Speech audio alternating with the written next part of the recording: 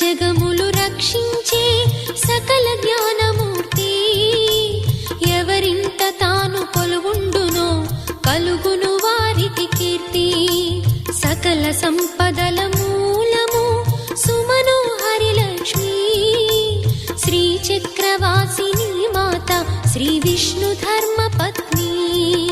తనని నమ్మిన భక్తులకు దరిద్రమును బాపు.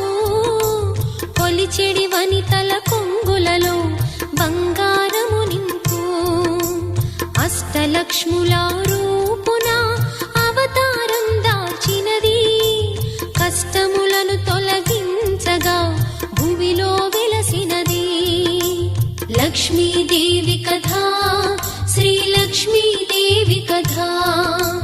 లక్ష్మీదేవి కథ శ్రీ లక్ష్మీదేవి